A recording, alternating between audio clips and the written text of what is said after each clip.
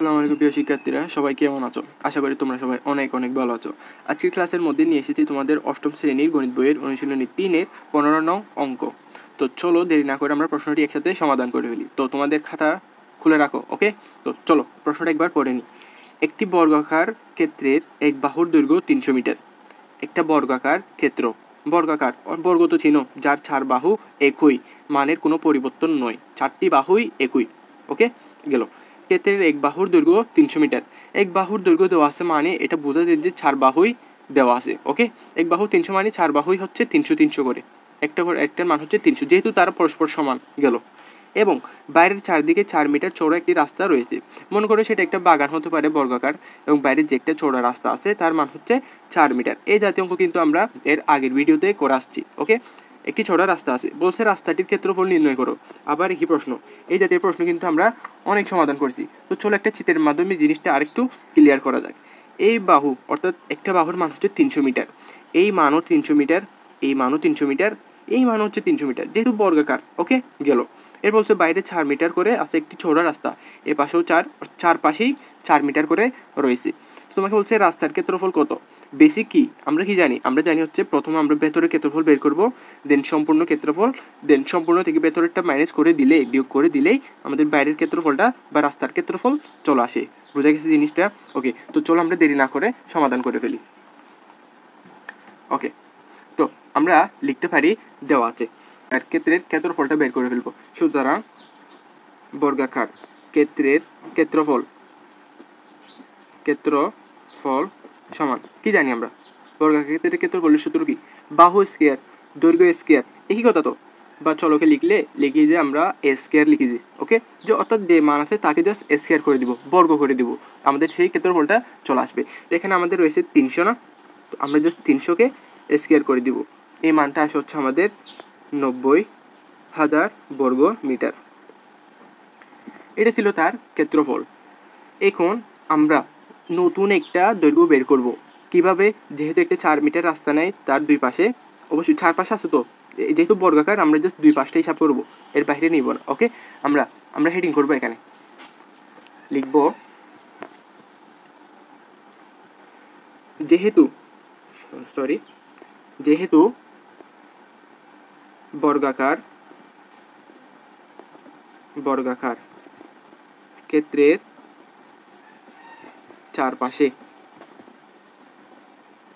চারপাশে 4 মিটার চওড়া মানে চিকন বোঝা দেয় অনেকটাই, চওড়া রাস্তা রয়েছে, চওড়া রাস্তা আছে। সুতরাং বর্গাকার ক্ষেত্রের চওড়া রাস্তা সহ,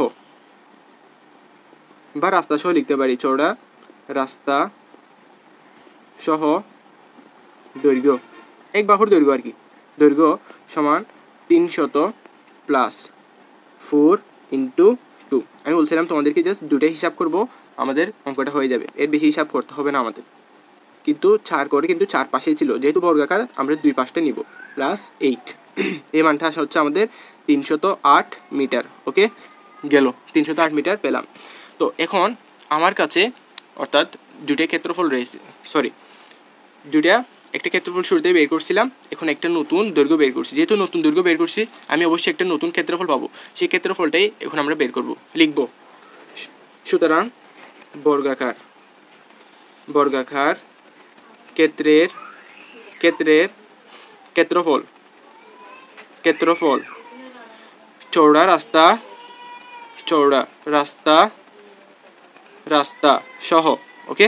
এখানে লিখবো হচ্ছে 308 স্কয়ার।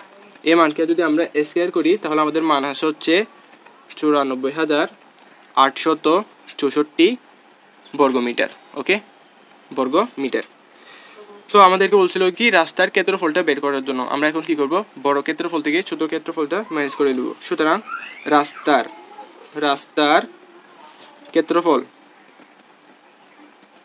ক্ষেত্রফল সমান 94,864 মাইনাস 90,000, ওকে? এই মানটা যদি আমরা মাইনাস করি তাহলে আমাদের মান হচ্ছে 4,864 বর্গমিটার, এটা ছিল আমাদের আনসার।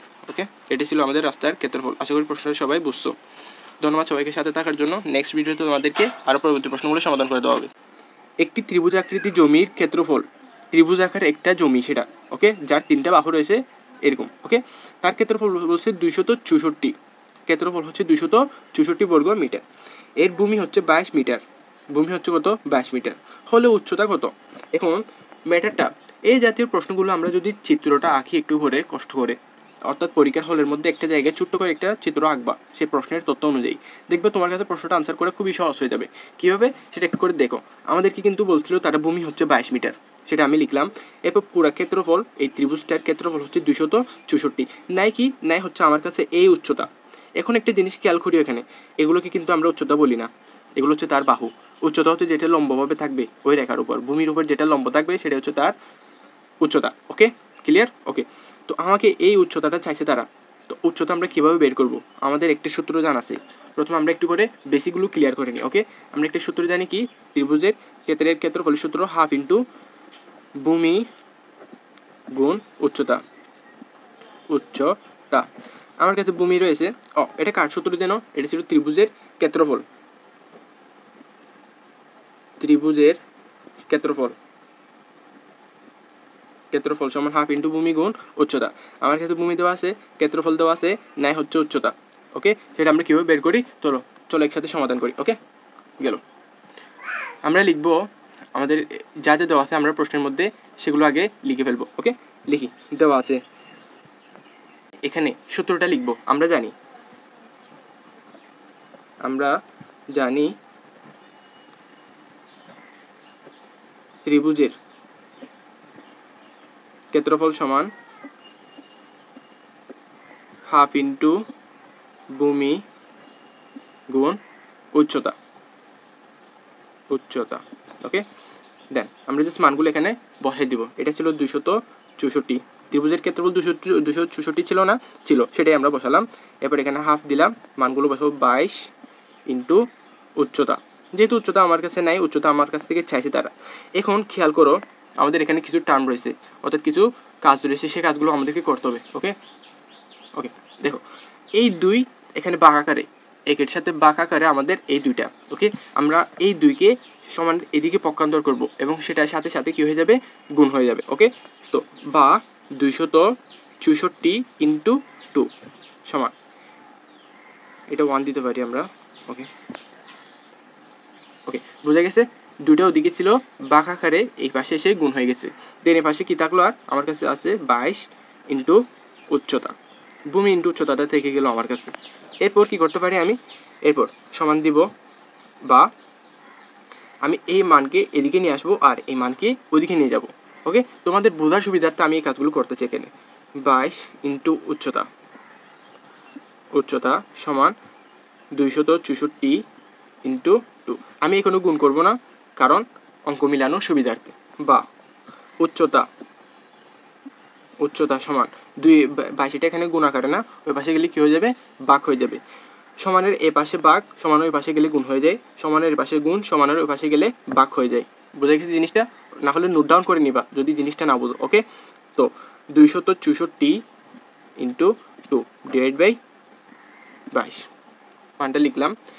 এই 22 264-র মধ্যে 12 বার যায়। ওকে, ক্যালকুলেটারের মধ্যে কাটা দিয়ে দেখতে পারো তোমরা। এরপর এই মান, তাহলে আমার উপর আছে 22, নিচে আছে হচ্ছে 1। 22 দুগুণে, উপরে হচ্ছে আমার 12, নিচে হচ্ছে একবার আমার আছে নিচে জাস্ট। তো উপরে যেহেতু 12 আছে, ওর সাথে 2 একটা গুণ অবস্থা আছে, 12 দুগুণ হয় আমাদের 24 মিটার। ওকে, এই ছিল আমাদের এই সহজ প্রশ্নের আনসারটা। খুবই ছোট ছিল, খুবই সহজ ছিল। তো আশা করি প্রশ্নটা সবাই বুঝছো। বেসিকগুলো ক্লিয়ার করবা। মেইন হচ্ছে অঙ্কের মধ্যে বেসিক। তোমার যদি বেসিকটা ক্লিয়ার না থাকে তাহলে তুমি প্রশ্নে ভুলে যাবা। মেইন আর হচ্ছে প্র্যাকটিস করতে হবে। ম্যাথ প্র্যাকটিস নির্ভর একটা সিস্টেম আর কি। প্র্যাকটিস না করলে স্বাভাবিকতই ভুলে যাবা। তো বেশি বেশি প্র্যাকটিস করবা, সাথে থাকবা। তোমাদেরকে আমি পরবর্তী প্রত্যেকটা প্রশ্নেই সমাধান করে দিব, একদম করে ভালো করে বোঝাইও দিব। ওকে, ধন্যবাদ সবাইকে সাথে থাকার জন্য। আজকের ভিডিও এটুকুতেই, এবং পরবর্তী ভিডিওতে তোমাদেরকে এর পরবর্তী প্রশ্নগুলো সমাধান করে দেওয়া হবে। ধন্যবাদ সবাইকে।